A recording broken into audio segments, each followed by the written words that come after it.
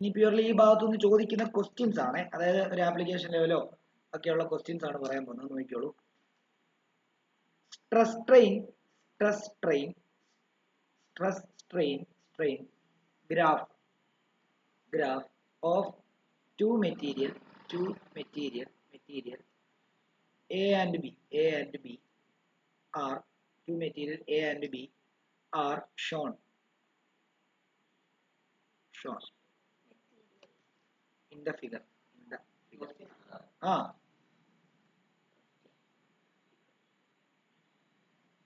And another question, state which law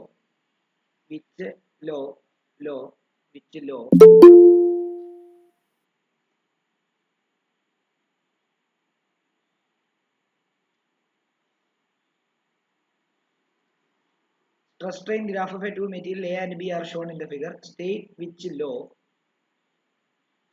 relates stress with strain. Stress with strain. B എന്ന് പറയുന്നത് which is more ductile.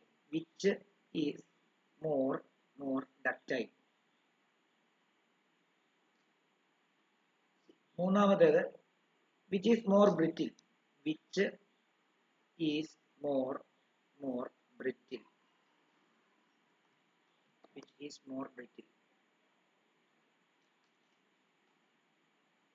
അപ്പം ആ graph ഞാൻ തരാം, നോക്കിക്കോളൂ. അതിന്റെ ഒരു ഗ്രാഫ് മെറ്റീരിയൽ എയുടെ ഗ്രാഫ് എന്ന് പറയുന്നത് ഇതാണ്. ഇത് ഇവിടെ സ്ട്രെസ്, ഇവിടെ സ്ട്രെയിന്, ഒരു ഗ്രാഫ് തന്നെ ഇങ്ങനെ വന്നിട്ട്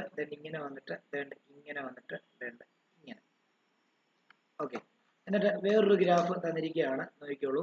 ഗ്രാഫൊക്കെ ഓരോ കാര്യങ്ങളും ശ്രദ്ധിക്കണം, വരയുടെ നീളം കാര്യങ്ങളൊക്കെ ശ്രദ്ധിക്കണം. Stress, strain. ഈ ഗ്രാഫ് ഇങ്ങനെ വന്നിട്ട് ഇങ്ങനെ.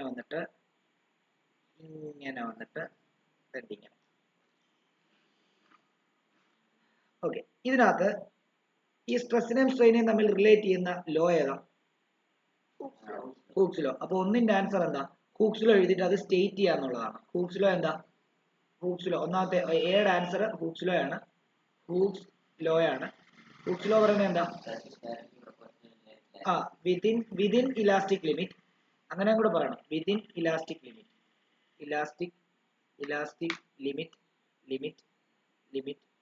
Stress is directly proportional to strain. ഇതാണ് ഒന്നാമത്തെ ആൻസർ. ബി എന്തുവാ? ഗ്രാഫിന് പിന്നെ ആരോ മാർക്ക് ഉണ്ട്, അത് ഇട്ടില്ലേലും അങ്ങ് ഇട്ടേക്കണം. ഇതൊക്കെ ഈ എൻജോഡി പഠിപ്പിക്കുന്ന പോലെ ABCD പഠിപ്പിക്കുന്ന പോലെ പഠിപ്പിക്കാൻ പറ്റത്തില്ല.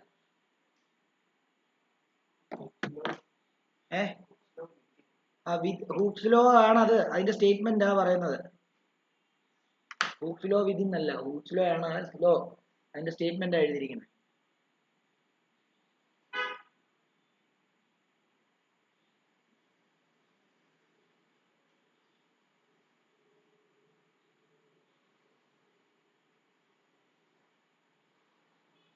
രണ്ടാമത്തെ ക്വസ്റ്റ്യൻ പറയുന്നത് വിച്ച് ഈസ് മോർ ബ്രിറ്റിൽ എന്നാണ് പറഞ്ഞത്. ഞാൻ ഇന്നലെ പറഞ്ഞായിരുന്നു, ഹൂക്സ് ലോയുടെ ഗ്രാഫ് പഠിച്ചപ്പോൾ എന്തായിരുന്നു? ഡിയും ഇയും തമ്മിലുള്ള ഡിസ്റ്റൻസ് കൂടുതലാണെങ്കിൽ അത് ഡക്റ്റൈലും, ഡിയും ഇയും തമ്മിലുള്ള ഡിസ്റ്റൻസ് കുറവാണെങ്കിൽ അത് എന്തായിരിക്കും? പെട്ടെന്ന് പൊട്ടിപ്പോവുകയും ചെയ്യും. ശരിയല്ലേ? അതായത് നമ്മൾ ഇന്നലെ ഗ്രാഫ് വരച്ച സമയത്ത് എല്ലാവരും കൂടെ ശ്രദ്ധിച്ചോണം. നമ്മൾ ഗ്രാഫ് വരച്ച സമയത്ത് നമ്മൾ ഇങ്ങനെ ആയിരുന്നു വരച്ചത്, ഇങ്ങനെ വരയ്ക്കുന്നു, പിന്നെന്താ ഇങ്ങനെ വരച്ചിട്ട് ഇങ്ങനെ ആയിരുന്നു വന്നത്, അല്ലേ? ശരിയല്ലേ? ഓക്കെ, അപ്പൊ ഇങ്ങനെ വരച്ച സമയത്ത് ഇങ്ങനെ അല്ലല്ലോ, ചെറിയ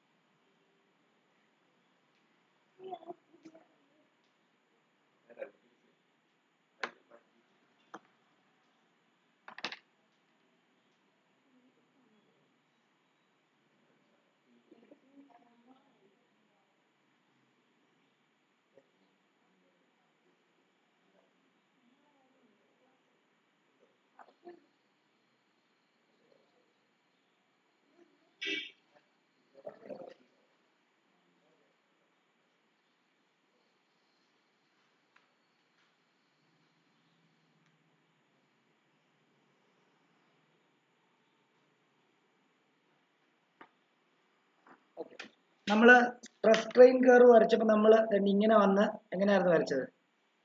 എങ്ങനെയായിരുന്നു വരച്ചത്? ഇങ്ങനെ വന്ന് പിന്നെ ഇങ്ങനെ വന്ന് ഇങ്ങനെ വന്നിട്ട് ഇങ്ങനെ വരച്ചത് അല്ലയോ? അതിൽ വേണ്ട ഇത് ഡി എന്ന് പറയുന്ന പോയിന്റും ഇത് ഇ എന്ന് പറയുന്ന പോയിന്റും ആയിരുന്നു. ഡി എന്ന് പറഞ്ഞാൽ അതിന്റെ മാക്സിമം ടെൻസൈൽ സ്ട്രെങ്ത് ആണ്. ഇ എന്ന് പറഞ്ഞാൽ അതിന്റെ ഫ്രാക്ചർ പോയിന്റ് ആണ്. അപ്പം മാക്സിമം ടെൻസൈൽ സ്ട്രെങ്ത് കഴിഞ്ഞിട്ടും ഇത് ഇത്രയും വന്നെങ്കിൽ അതിനർത്ഥം എന്തുവാ? വീണ്ടും ആ സാധനം വലിഞ്ഞു എന്നർത്ഥം ഇല്ലേ? വലിഞ്ഞ് ഇവിടെ വരുമ്പോൾ പൊട്ടി. അപ്പം ഈ ഗ്രാഫില് ഇത്രയും വലിയുണ്ട്. അപ്പോൾ അത് കുറച്ച് ഡക്റ്റൈൽ ആയി എന്നർത്ഥം. എന്നാൽ ഈ ഡിയും ഇയും തമ്മിലുള്ള പോയിന്റ് വളരെ അടുത്താണെങ്കിലോ? ഡിയും ഇയും തമ്മിലുള്ള പോയിന്റ് വളരെ അടുത്താണെങ്കിൽ അതിനർത്ഥം അതിന് കൂടുതൽ വലിവില്ല, കുറച്ച് വലിഞ്ഞപ്പോഴേ പൊട്ടി. അപ്പൊ അതെന്തായിരിക്കും? അത് ബ്രിട്ടിലായിരിക്കും. മനസ്സിലായോ? മറ്റേത് ഡക്റ്റൈൽ അല്ല, അതായത് ബ്രിട്ടിൽ, പൊട്ടിപ്പോകുന്നു. ഓക്കെ, അപ്പൊ ഇതിനകത്ത് നിങ്ങൾ ഈ ഗ്രാഫിനകത്ത് നിന്ന് നിങ്ങൾ നോക്കിയേ. ഈ ഗ്രാഫിനകത്ത് നിങ്ങൾക്ക് ഏതായിരിക്കും നിങ്ങൾക്ക് ബ്രിട്ടിൽ ആയിട്ട് തോന്നുന്നത്, ഏതായിരിക്കും ഡക്റ്റൈൽ ആയിട്ട് തോന്നുന്നത്? ഇവിടുത്തെ ഈ ഗ്രാഫിന്റെ ഡി എന്ന് പറയുന്ന പോയിന്റ് നോക്കിക്കോ. ഡി എന്ന് പറയുന്ന പോയിന്റ് ഇതാ, ഇ എന്ന് പറയുന്ന പോയിന്റ് ഇവിടെ. ഈ ഗ്രാഫിനെ സംബന്ധിച്ച് നോക്കുമ്പോൾ ഡി വേണ്ട ഇവിടെയും ഇ വേണ്ട ഇവിടെയും അല്ലേ? അപ്പൊ ഇത് കുറച്ചുകൂടെ ഡക്റ്റൈൽ ആണ് അല്ലേ? ഇത് നല്ല ഡക്റ്റൈൽ ആണ്. ഇത് പെട്ടെന്ന് പൊട്ടും. ഡി കഴിഞ്ഞിട്ട് അപ്പം തന്നെ പൊട്ടുമോ? മനസ്സിലായോ? അപ്പൊ ആ ഗ്രാഫിന്റെ അറ്റം വെച്ച് നോക്കണം. അതുകൊണ്ട് തന്നെ നമുക്ക് ഇത് ഈ ഗ്രാഫ്, അതായത് ഇത് എ എന്ന് കൊടുക്കാം, ഇത് ബി എന്ന് കൊടുക്കാം, ഇത് ബി എന്ന് കൊടുക്കാം. എ എന്ന് പറയുന്നത് വിച്ച് ഈസ് മോർ ഡക്റ്റൈൽ എന്ന് പറഞ്ഞാൽ എ, വിച്ച് ഈസ് മോർ ബ്രിറ്റിൽ എന്ന് പറഞ്ഞു കഴിഞ്ഞാൽ എന്താ? ബി. ഇതായിരിക്കും എന്റെ ആൻസർ. ഡൗട്ട് ഉണ്ടെങ്കിൽ ചോദിക്കണം.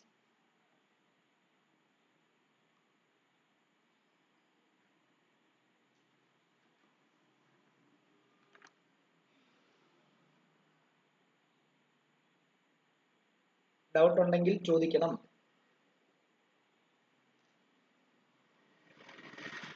ഡൗട്ട് ഇല്ലാന്ന് വിശ്വസിക്കുന്നു. അടുത്ത ടോപ്പിക്ക് ഇലാസ്റ്റോമേഴ്സ്. ഹെഡിങ് എഴുതിയോ, ഇലാസ്റ്റോമേഴ്സ്. ഇലാസ്റ്റോമേഴ്സ് ഇലാസ്റ്റോമേഴ്സ് ഇലാസ്റ്റോമേഴ്സ് എന്ന് പറഞ്ഞു കഴിഞ്ഞാൽ four rubber like material, rubber like material, rubber like material, even for a small stress, the strain produced will be very very high. Such material are called elastomers. Elastomers എന്താണെന്നും അതിന്റെ example, അതിന്റെ ഗ്രാഫും പലപ്പോഴും പരീക്ഷയ്ക്ക് ചോദിക്കാറുണ്ട്. ഇലാസ്റ്റോമേഴ്സിനും അതിന്റെ ഒരു ഗ്രാഫ് ഉണ്ട്, ഈ ഹൂക്സ് ലോ പോലെ തന്നെ.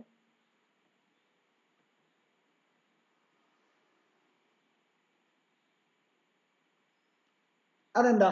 ഇതിനർത്ഥം എന്തുവാ?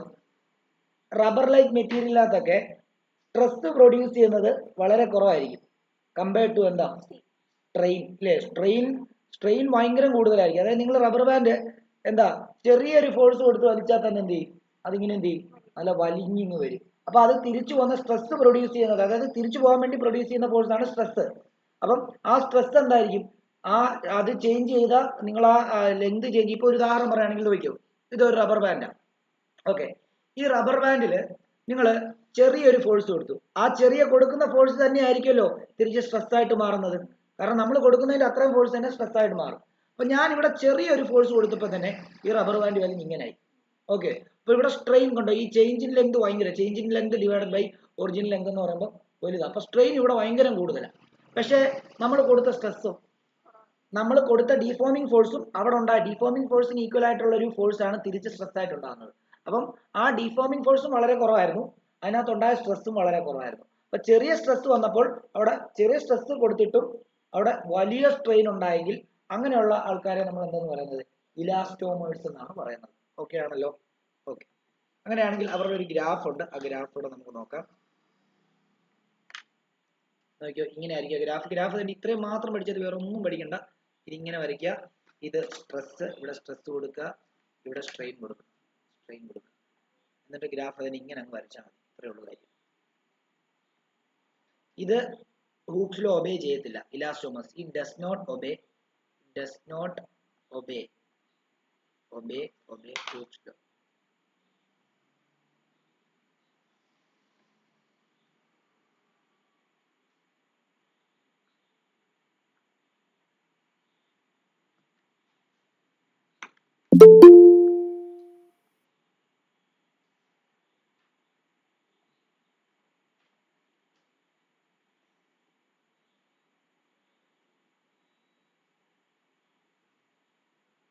അപ്പൊ നമ്മള് പഠിപ്പിച്ചുകൊണ്ടിരുന്നത് എന്താ? ഇലാസ്റ്റോമേഴ്സ് ആണ്. ഇലാസ്റ്റോമേഴ്സ് എന്ന് പറഞ്ഞാൽ എന്താന്നാ പറഞ്ഞത്?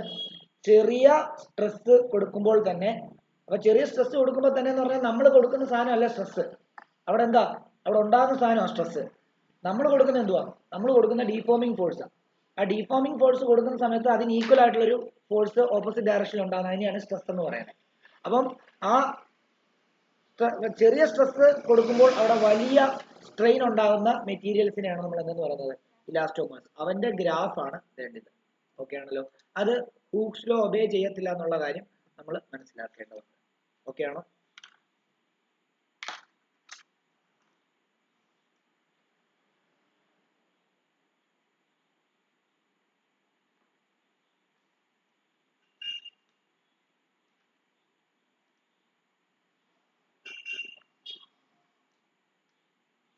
അപ്പൊ ഇപ്പൊ ജോയിൻ ചെയ്തിട്ട് നമ്മൾ ഇത്രയുമാണ് പഠിപ്പിച്ചത് എന്ന് എഴുതിയെടുത്തോ പെട്ടെന്ന്. ഇലാസ്റ്റോമേഴ്സ് അടുത്ത ടോപ്പിക് എടുക്കുന്നതിന് മുമ്പ്.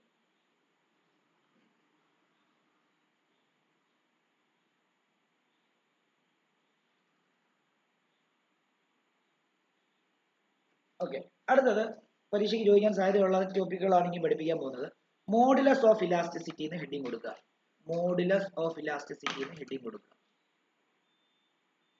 ഇപ്പൊ കയറിയൊരു ഒരു പേജ്, എത്ര, 2 പേജോ? ഒരു പേജ് വിട്ടിട്ട് ഇത് എഴുതിക്കോ. ലാസ്റ്റ് ആയിട്ട് ഇപ്പൊ കയറിയൊരു ഹെഡിങ് എഴുതുക, മോഡുലസ് ഓഫ് ഇലാസ്റ്റിസിറ്റി. നമ്മൾ ഓൾറെഡി പഠിച്ചതാണ് ഈ മോഡുലസ് ഓഫ് ഇലാസ്റ്റിസിറ്റി കഴിഞ്ഞ ക്ലാസ്സിൽ. എവിടെയോ മോഡുലസ് ഓഫ് ഇലാസ്റ്റിസിറ്റി. പരീക്ഷയ്ക്ക് ചോദിക്കും കേട്ടോ, ഉറപ്പാ. Modulus of elasticity, the ratio of stress to strain is called modulus of elasticity. modulus of elasticity.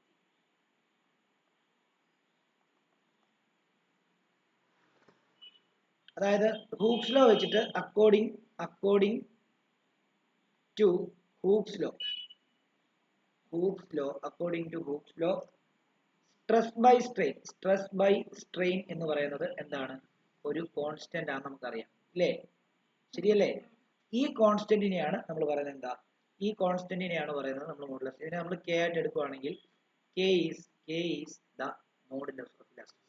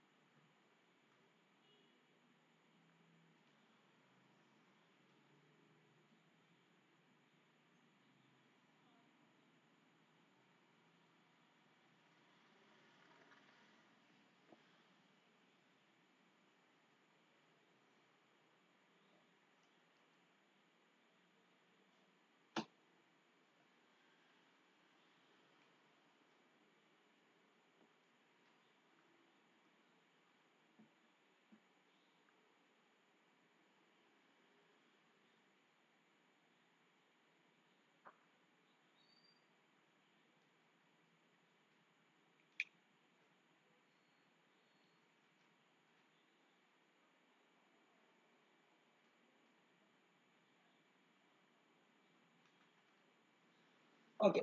ഇനിയും 3 ടൈപ്പ് സ്ട്രെസ്സും സ്ട്രെയിനും ഇല്ലേ?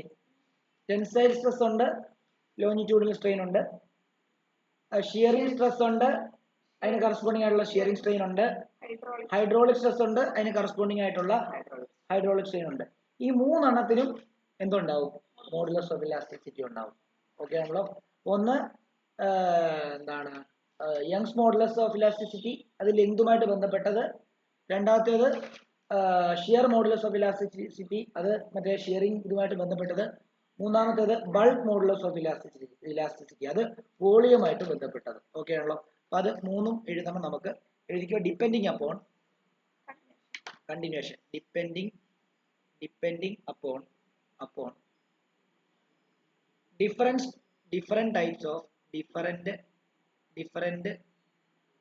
types of stress and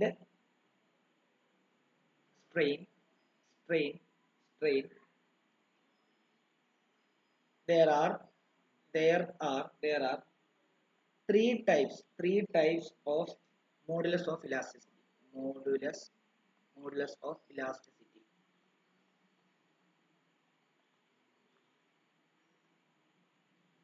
ഒന്നാമത്തേത് Young's modulus, YOUNG', Young's modulus,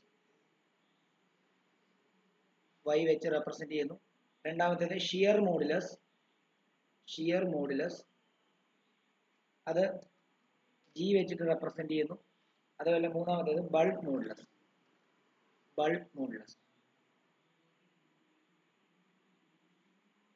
അതിന് നമ്മൾ B വെച്ച് റെപ്രസെന്റ് ചെയ്യും.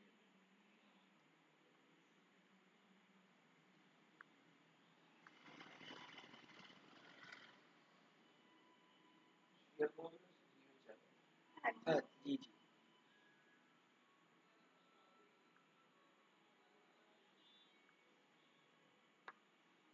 ഇനി അതിനകത്തെ യങ്സ് മോഡുലസ് ആദ്യം എക്സ്പ്ലെയിൻ ചെയ്യാൻ പോവാണ്. Young's modulus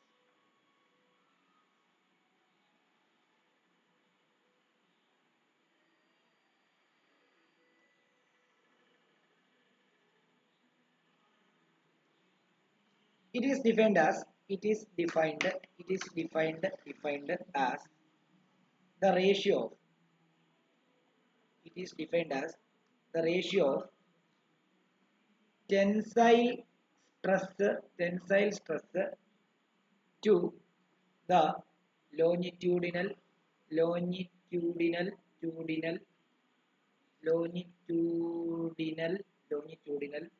strain.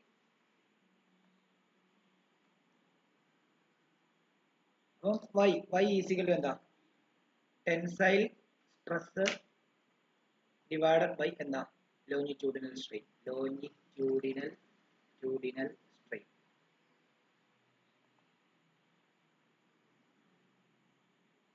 അതിന് സിമ്പിൾ ഉണ്ട്. Y is equal to longitude tensile സ്ട്രെസ്സിനെ നമ്മൾ സിഗ്മ എന്ന് പറയുന്ന സിമ്പിൾ വെച്ചിട്ടാണ് റെപ്രസെന്റ് ചെയ്യുന്നത്. അതേപോലെ തന്നെ ലോങ്ങിറ്റ്യൂഡിനൽ സ്ട്രെയിനെ നമ്മൾ എപ്സിലോൺ വെച്ചിട്ടായിരിക്കും. അതായത് ഇതുണ്ട് ഇങ്ങനെയായിരിക്കും റെപ്രസെന്റ് ചെയ്യുക.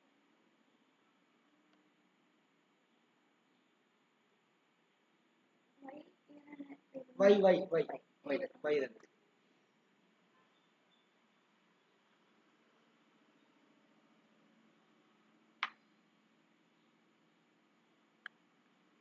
അപ്പൊ നമുക്ക് ഇതിന്റെ ഒരു എക്സ്പ്ലനേഷൻ കൂടെ കൊടുക്കാം. എഴുതിക്കോ എഴുതാനുള്ളത് എഴുതി.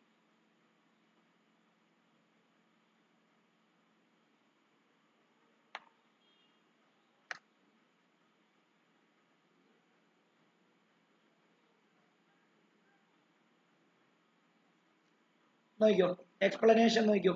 ഇതിന്റെ എക്സ്പ്ലനേഷൻ നോക്കിയോ. എക്സ്പ്ലനേഷൻ ഏതാ? എപ്സിലോൺ. ഇത് സിഗ്മ നമ്മൾ അവിടെ പഠിച്ച സിഗ്മ ബോണ്ട്. ഇതിന്റെ എക്സ്പ്ലനേഷൻ പറയാം. ഇതിന്റെ ഇക്വേഷൻ കുറച്ചുകൂടെ വ്യക്തമായിട്ട് നമുക്ക് എഴുതണം. ന്യൂമറിക്കൽ ചോദിക്കുന്ന രീതിയിലോട്ട് കൺവേർട്ട് ചെയ്യണം. അതിനുവേണ്ടി ഇതിന്റെ എക്സ്പ്ലനേഷൻ നമ്മൾ ആദ്യം ഒരു വയർ കൺസിഡർ ചെയ്യുന്നത്. ഇത് ലോങ്ങിറ്റ്യൂഡൽ സ്ട്രെസ്സും ലോങ്ങിറ്റ്യൂഡൽ സ്ട്രെയിനും അല്ലേ? അപ്പോൾ ശരിക്കും പറഞ്ഞാൽ ഒരു ലീനിയർ ഒബ്ജക്റ്റുമായിട്ട് ബന്ധപ്പെടുത്തിയാണ് ഇവിടെ ഈ മോഡുലസ് ഒക്കെ ഉണ്ടാകുന്നത് അല്ലേ? നമ്മൾ consider A wire of length L, capital L ആണ്, and area of cross section A.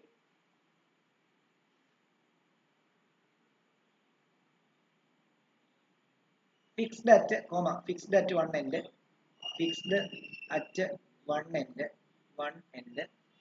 and a load is attached to the other end.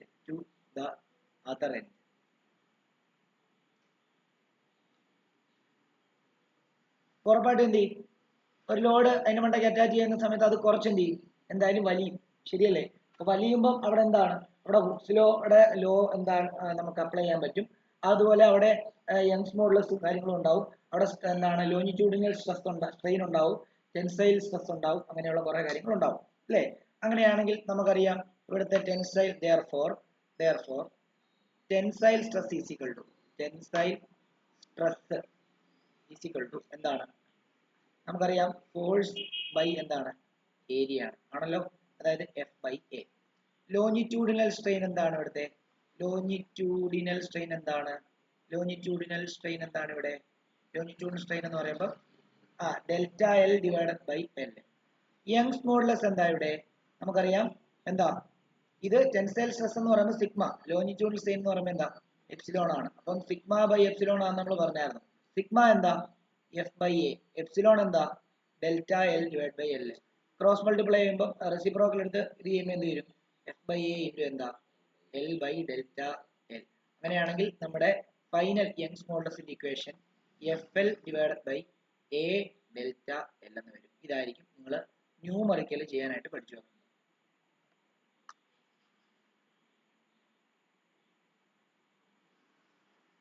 Doubt ഉണ്ടെങ്കിൽ ചോദിക്കണം.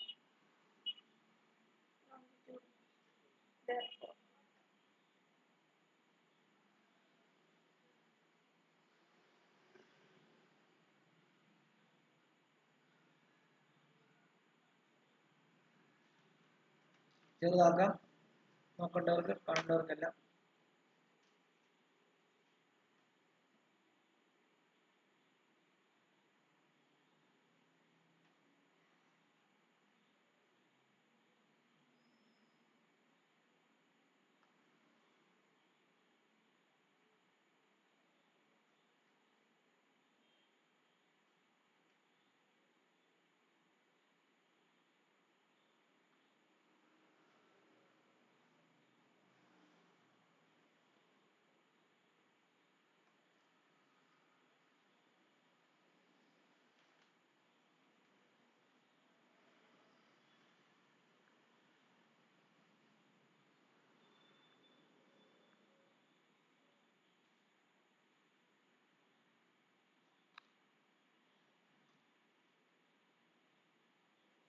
ഇനി ഈ യങ്സ് മോഡുലസിന് യൂണിറ്റ് ഉണ്ട്. Unit of Young's modulus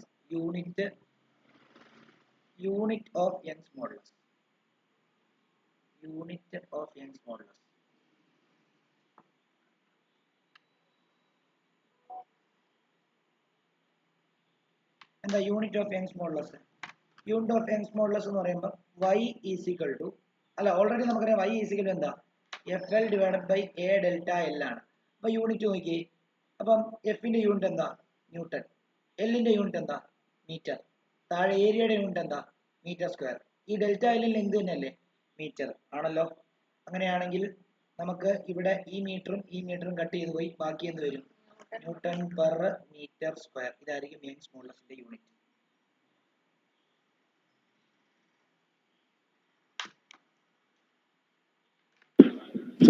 കാണിക്കാവോ? ഏതാ? വലുതായിട്ട് കാണിക്കാവോ? ഇതും വലുതായിട്ട് കാണിക്കാനോ? അയ്യോ,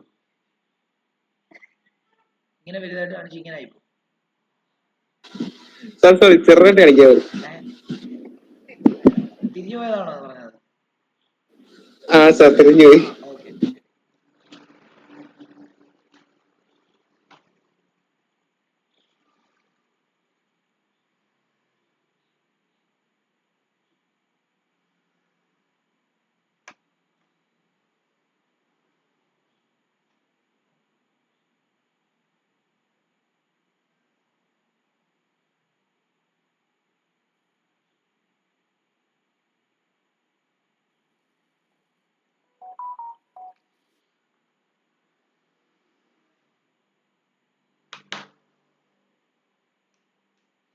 ഓക്കെ. അടുത്തത് ഡയമെൻഷൻ ഓഫ് യങ്സ് മോഡുലസ്. അത് പരീക്ഷയ്ക്ക് ചോദിക്കാറുള്ളതാണ്. Dimension of Young's modulus.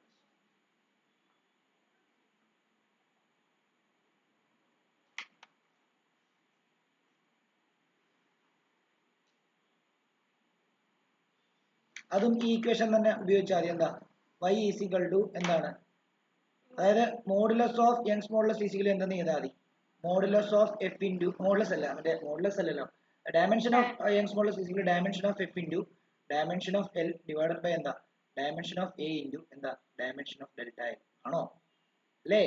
അപ്പൊ എന്താ dimension of Young's modulus is equal എന്താ, എഫിന്റെ ഡയമെൻഷൻ എന്താ ml t⁻² ആണല്ലോ. ഡയമെൻഷൻ ഓഫ് ലെങ്ത് എന്താ L. ഡയമെൻഷൻ ഓഫ് ഏരിയ എന്താ L സ്ക്വയർ. ഇനി ഡയമെൻഷൻ ഓഫ് ലെങ്ത് എന്ത് തന്നെയാണ് വീണ്ടും L. അങ്ങനെയാണെങ്കിൽ മോളിൽ ഈ എല്ലും ഈ എല്ലും കൂടെ ചേർത്ത് L സ്ക്വയർ ആയി, ml² t⁻². താഴെ L സ്ക്വയറും എല്ലും കൂടെ ചേർത്ത് എന്തായി L³ ആയി ആണോ? അങ്ങനെയാണെങ്കിൽ ഈ താഴത്തെ എല്ല് മോളിൽ പോകുമ്പോൾ a⁻m/a⁻n അപ്പൊ L⁻2/L⁻3 എന്ന് പറയുമ്പോൾ L⁻2 -3 എന്ന് പറയുമ്പോൾ -1 വരും. അപ്പം m L⁻−1 t⁻². ഇതായിരിക്കും.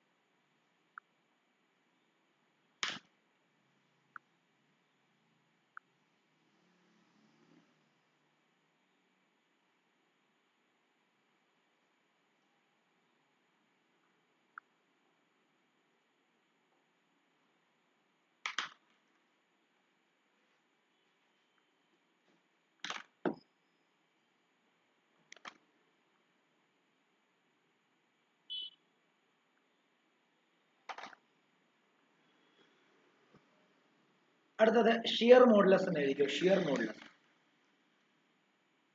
അടുത്തത് ഷിയർ മോഡുലസ്.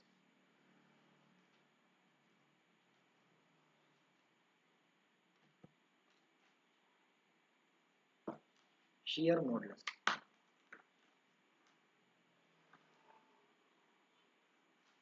ഷിയർ മോഡുലസിനകത്ത് G ഈസ് ഈക്വൽ ടു എന്താ shear stress divided by shear strain അല്ലെ, shearing stress divide by shearing strain ആണ്.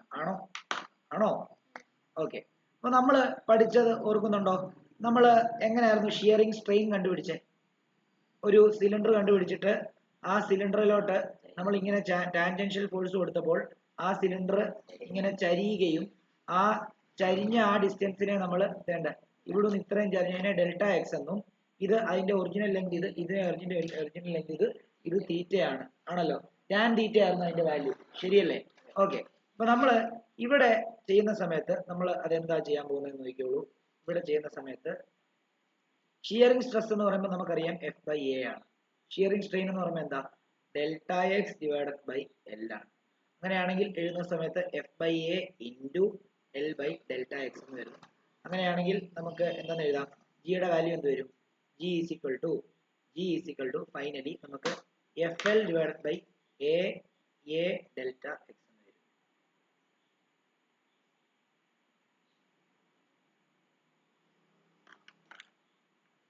അത്രേ ഉള്ളൂ. ഇതൊന്നും വലിയ ഇമ്പോർട്ടൻ്റ് ആയിട്ടുള്ള കാര്യം അല്ലാത്തതുകൊണ്ട് ജസ്റ്റ് ഇത് മാത്രം പഠിച്ചു വെച്ചാൽ മതി, ബാക്കി കാര്യമൊന്നും പഠിക്കണം.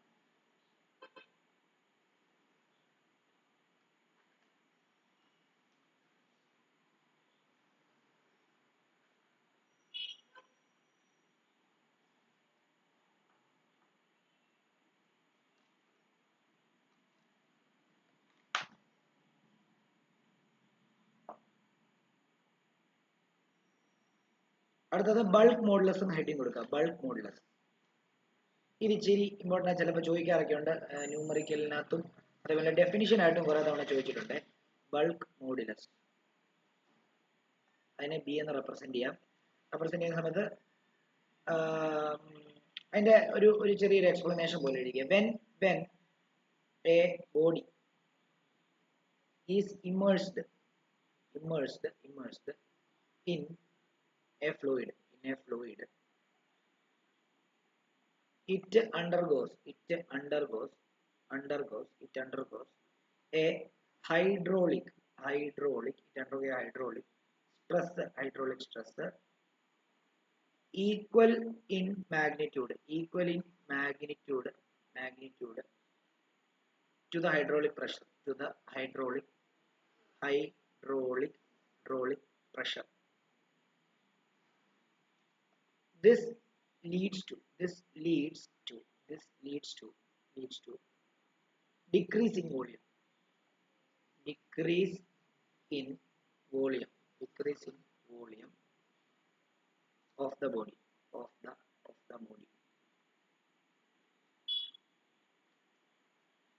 This decrease in volume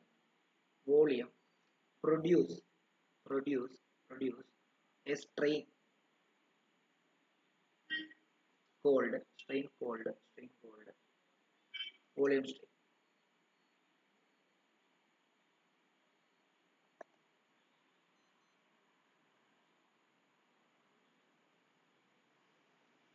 So the ratio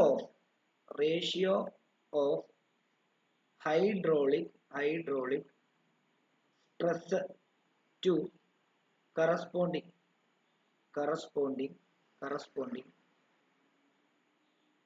volume strain is called bulk modulus.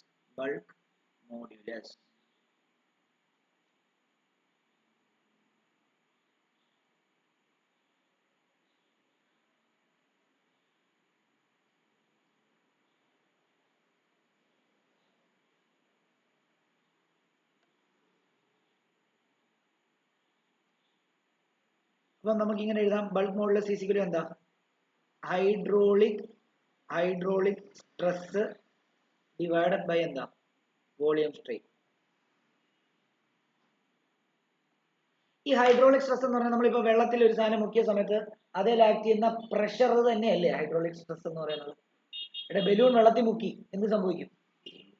Balloon pressure മൂലം എന്ത് ചെയ്യും? ചുരുങ്ങി പോകും. പക്ഷെ ബലൂൺ അതിന്റെ അകത്ത് തിരിച്ചെന്ത് ചെയ്യും?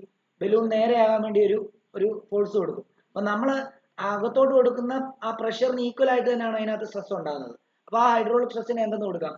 വെളിയിൽ ഉണ്ടാകുന്ന പ്രഷർ തന്നെയാണ്, പക്ഷെ നെഗറ്റീവ് കൊടുക്കേണ്ടി വരും. കാരണം എന്താ? അതായത് അത് ഓപ്പോസിറ്റ് ഡയറക്ഷനിലാണ് ഉണ്ടാകുന്നത്. പ്ലസ് ആ പ്രഷർ കുറയുക എന്നുള്ളതാണ്. അതിനകത്തെ എന്താണ്, അത് അതിന്റെ സൈസ് കുറയുക എന്നുള്ളതുകൊണ്ട് നമ്മൾ നെഗറ്റീവ് എന്നും കൂടെ കൊടുക്കുന്നു. അപ്പൊ നെഗറ്റീവ് പി ഡിവൈഡഡ് ബൈ എന്താ, നമ്മളിവിടെ ഫോഴ്സ് ബൈ ഏരിയ നല്ല എടുക്കുന്നത്, ഈ സ്ട്രെസ്സിനെ ഫോഴ്സ് ബൈ ഏരിയ നല്ല എടുക്കുന്നത്. അതിന്റെ കാരണം എന്താ? അവിടെ പ്രഷറാണ് ഉണ്ടാകുന്നത്, വോളിയുമായിട്ട് ബന്ധപ്പെട്ട് എപ്പോഴും പ്രഷറാണ് ഉണ്ടാകുക. ഓക്കെ ആണല്ലോ. അപ്പം താഴെ എന്താ, delta V divided by V എന്ന് എടുക്കും. ഈ പ്രഷർ എന്ത് തന്നെയാണ്? പ്രഷറിന്റെ ഇക്വേഷൻ എന്ത് തന്നെയാണ്? അത് തന്നെയാണ്. പക്ഷെ ഇവിടെ പ്രഷറിന്റെ ടൈമിൽ പറയുന്നു എന്നുള്ളതാണ്. അപ്പൊ ഇവിടെ ഈ വോളിയം എന്ത് ചെയ്യുന്നു? വോളിയം നേരെ മോളി വരുമ്പോൾ ബി ഈസിക്കൽ എന്താ, negative P V divided by delta V എന്ന് വരും. ഇതാണ് നമ്മുടെ ബൾക്ക് മോഡുലസിന്റെ ഇക്വേഷൻ. വേണമെങ്കിൽ ആ നെഗറ്റീവ് എന്തിനാ ഇൻഡിക്കേറ്റ് ചെയ്യുന്നതെന്ന് കൂടെ എഴുതിക്കോ. Negative sign indicates the fact that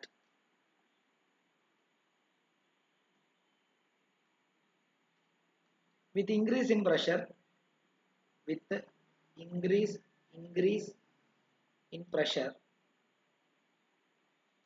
volume decreases.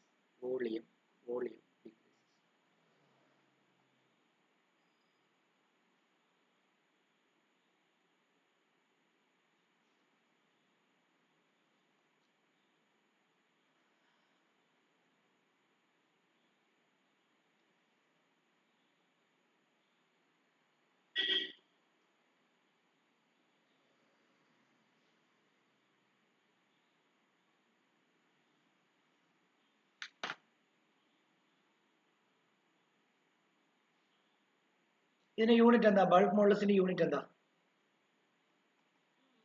പ്രഷറിന്റെ unit already pressure by change in volume by original volume അല്ലേ. താഴത്തെ രണ്ടിന്റെ യൂണിറ്റ് എന്ത് ചെയ്യും? വെട്ടിപ്പോവും അല്ലേ.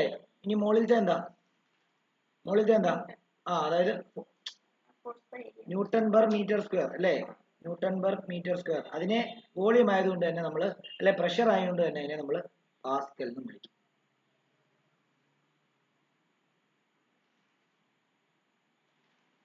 ഇനിയും പരീക്ഷയ്ക്ക് 1 മാർക്കിന് ചോദിക്കുന്ന ഒരു ചോദ്യമാണ് അടുത്തത്, കംപ്രസിബിലിറ്റി. അടുത്ത ടോപ്പിക് ഇത് ചെറുതാക്കാം, എഴുതി കഴിഞ്ഞവര്.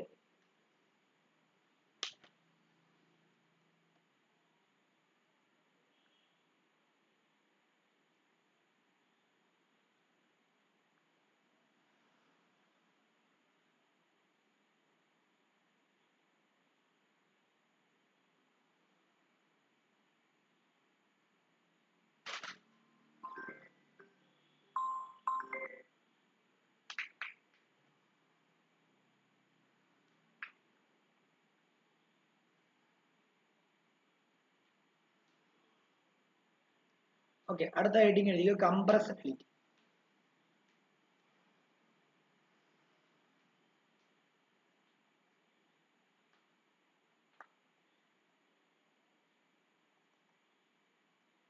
അതിനെ ഡിനോട്ട് ചെയ്യുന്ന ലെറ്റർ കെ ആണ്.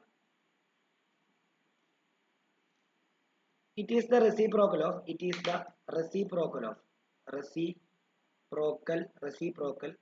of bulk modulus. K is equal to 1 by B എന്ന് എഴുതാം. അതുപോലെ അതിന്റെ യൂണിറ്റ് നേരെ തിരിയും, മറ്റേത് ന്യൂട്ടൺ പെർ മീറ്റർ സ്ക്വയർ ആണെങ്കിൽ ഇത് മീറ്റർ സ്ക്വയർ പെർ ന്യൂട്ടൺ വരും.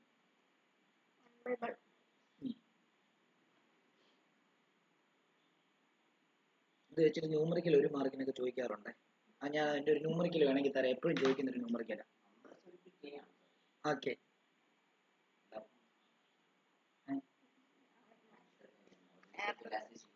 മോഡുലസ് ഓഫ് ഇലാസ്റ്റിസിറ്റിയുടെ അത് കോൺസ്റ്റന്റ് നമ്മൾ ജനറലി കെ എന്നല്ലേ എടുക്കുക. ഇതല്ല കംപ്രസിബിലിറ്റി. സാറേ 1 ബൈ ബീറ്റ എന്നാണ്, ബി എന്നാണ്.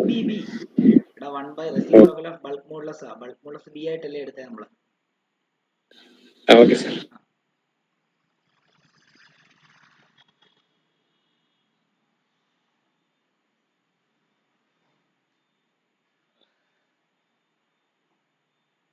അങ്ങനെയാണെങ്കിൽ നോക്കിയോ, ഇതൊരു ന്യൂമറിക്കലൂടെ തരാം. ഇതിന്റെ bulk modulus of water.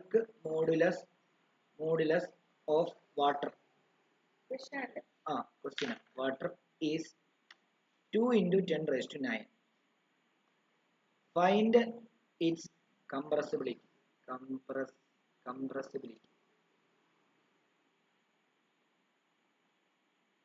K is equal to 1 by B. അപ്പോൾ നമുക്ക് എന്താ കംപ്രസിബിലിറ്റി കണ്ടുപിടിക്കാൻ K is equal to 1 by B. B തന്നിട്ടുണ്ട്, അപ്പോൾ 1 by 2 into 10 raised to 9 ആണല്ലോ. 0.5 into 10 raised to 0.5 into 10 raised to minus 9. അങ്ങനെയാണെങ്കിൽ 5 into 10 raised to നമുക്ക് റൈറ്റിലോട്ടാ point മാറ്റേണ്ടത്. റൈറ്റിലോട്ട് മാറ്റാൻ പോകുമ്പോൾ ഇൻറ്റു 10 ഡിവൈഡ് ബൈ 10. അപ്പം ഇൻറ്റു 10 ചെയ്യുമ്പോൾ 5 ആവും, ഡിവൈഡ് ബൈ 10 മുകളിൽ കൊടുക്കുമ്പോൾ -10 വരും. ഇത്രയും metre square per newton.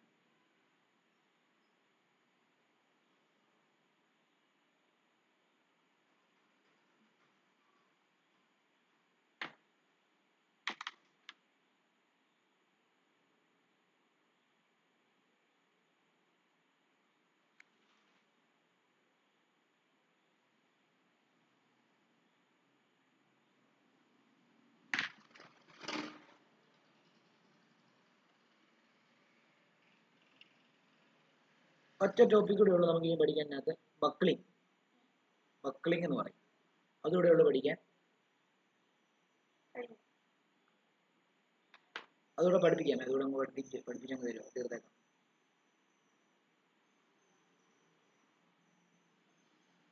Buckling എന്ന് ഹെഡിങ് ആയിരിക്കും. ബക്ലിംഗ്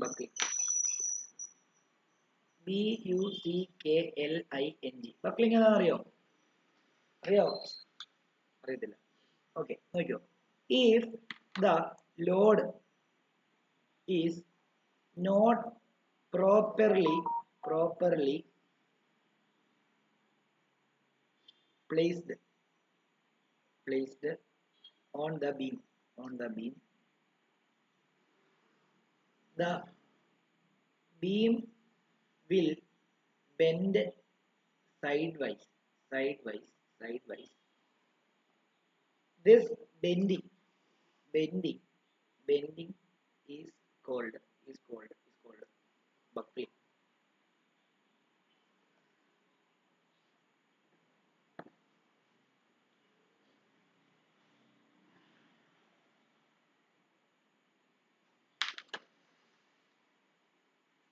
അതായത് സിമ്പിൾ ആയിട്ട് പറയുകയാണെങ്കിൽ നിങ്ങൾ പണ്ടൊക്കെ പണിയുന്ന പാലം, പണ്ടെന്ന് പറഞ്ഞാൽ വളരെ പണ്ട് പണിയുന്ന പാലം നിങ്ങൾ ശ്രദ്ധിച്ചാൽ മതി.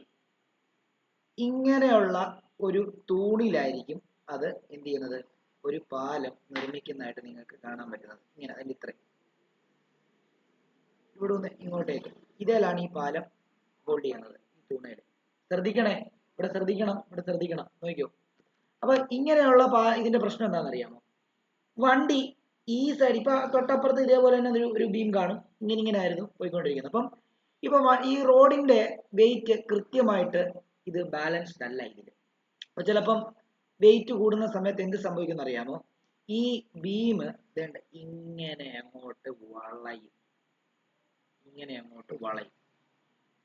ഇതിനെയാണ് നമ്മൾ എന്ന് പറയുന്നത് ബക്ലിംഗ് എന്ന് പറയും. അതായത് നിങ്ങളുടെ ഈ പില്ലർ തന്നെ നോർമലി നിങ്ങൾ ഏതെങ്കിലും നിങ്ങളുടെ വീട്ടില് നിങ്ങളൊരു ഒരു ഒരു ഒരു എന്തെങ്കിലും ഒരു സ്റ്റെപ്പ് വെളിയിൽ നിന്ന് ഒരു സ്റ്റെയർ കേസ് മുകളിലോട്ട് വെക്കുക എന്ന് വിചാരിച്ചോ. അത് നിങ്ങൾ ഇരുമ്പയിലായിരിക്കുമല്ലോ വെക്കുന്നത്, വെളിയിൽ വെക്കുന്നത്. ആ ഒരു 5 വർഷം കഴിയുമ്പോഴത്തേക്കും നിങ്ങൾ ആ ചവിട്ടുന്ന സ്ഥലമൊക്കെ നിങ്ങൾ നോക്കിയാൽ മതി വളഞ്ഞിരിക്കും. അല്ലെങ്കിൽ അത് ഹോൾഡ് ചെയ്യുന്ന കമ്പികളൊക്കെ നോക്കിയാൽ ചെറിയൊരു വളവ് കാണുന്നുണ്ട് ഇങ്ങനെ. അതിനെ ബക്ലിംഗ് എന്ന് പറയുന്നത്. അതെന്തുകൊണ്ടാണെന്ന് വെച്ചാൽ കൃത്യമായിട്ട് ആ വെയിറ്റ് എന്ത് ചെയ്യുന്നില്ല, ഇതിനകത്ത് ഡിസ്ട്രിബ്യൂട്ട് ചെയ്യുന്നില്ല എന്നുള്ളതാണ്. അപ്പൊ അൺഈവൻ ആയിട്ടാണ് ഡിസ്ട്രിബ്യൂട്ട് ചെയ്യുന്നത്. അത് ഒഴിവാക്കാൻ വേണ്ടി നമ്മുടെ ഇപ്പം ആൾക്കാർ എന്ത് ചെയ്യുന്നത്, നമ്മുടെ എഞ്ചിനീയർമാർ എന്ത് ചെയ്യുന്ന അറിയാമോ? പാലത്തിനൊക്കെ ഐ ഷേപ്ഡ് പില്ലേഴ്സ് വെച്ചു. ഐ ഷേപ്ഡ് പില്ലേഴ്സ് എന്ന് പറഞ്ഞു കഴിഞ്ഞാൽ വേണ്ട നോക്കിക്കോളൂ, ഐ ഷേപ്ഡ്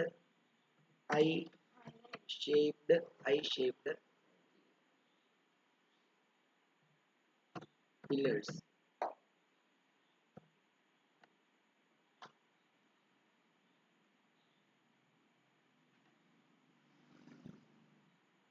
കണ്ടോ, ഇങ്ങനെയുള്ള പില്ലറുകളാണ് ഇപ്പൊ നമ്മൾ റോഡിന്റെ താഴെ വെക്കുന്നത്. ആണോ? ഓക്കെ ആണല്ലോ.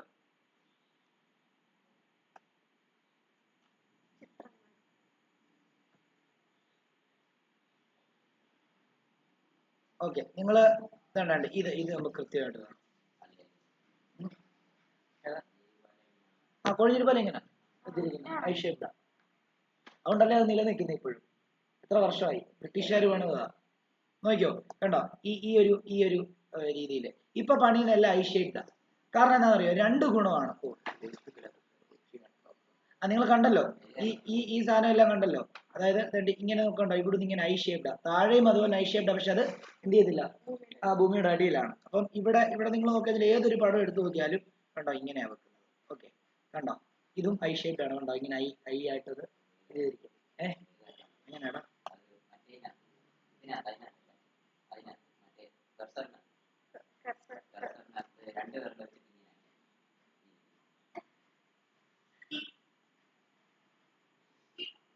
അങ്ങനൊന്നും ആകത്തില്ല എന്റെ കുഞ്ഞെ. ഇതിപ്പോ ഒത്തിരി വലുതായി. ഓക്കെ, ഇത് നോക്കിയോ. വേറെ പടം എടുക്കാം.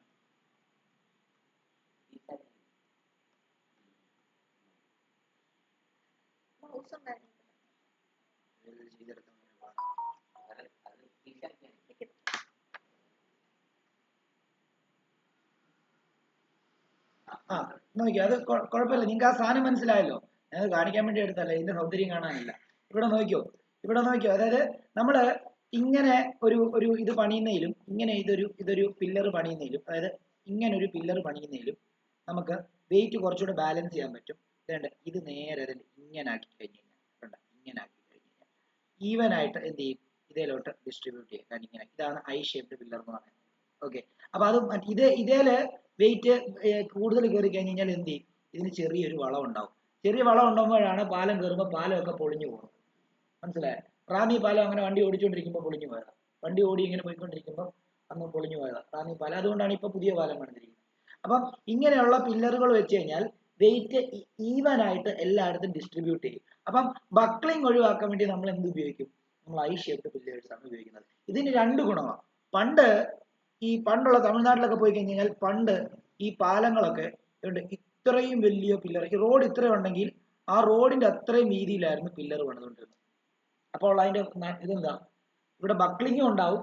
രണ്ടാമത്തെ പ്രശ്നം എന്താ, ഇത്രയും സാധനം നിങ്ങൾ കോൺക്രീറ്റ് ചെയ്ത് എടുക്കേണ്ടി വരും, ഇത്രയും പില്ലർ അല്ലേ.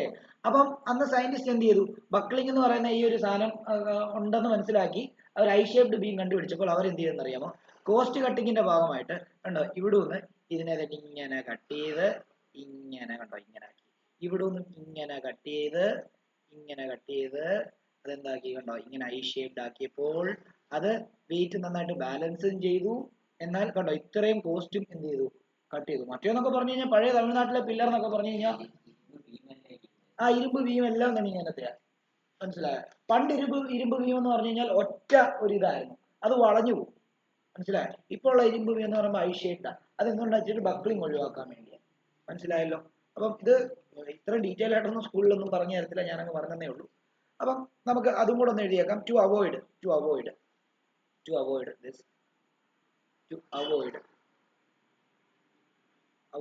this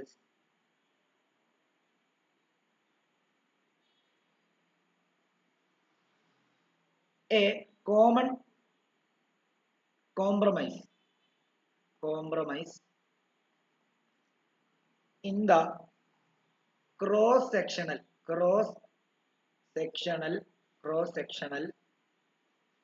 shape is made that is eye-shaped beams are made.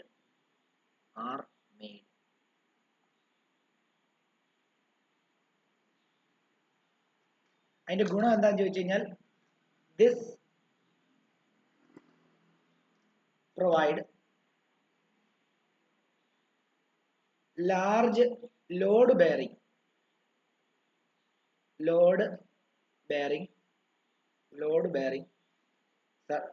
surface and enough depth to prevent buckling.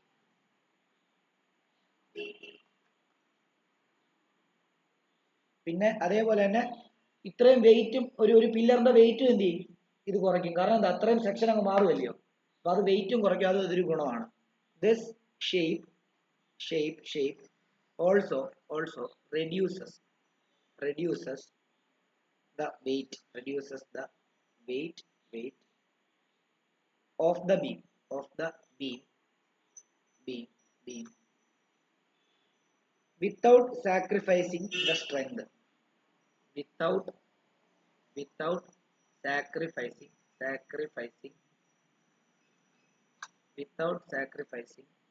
the strength, and hence reduces the cost.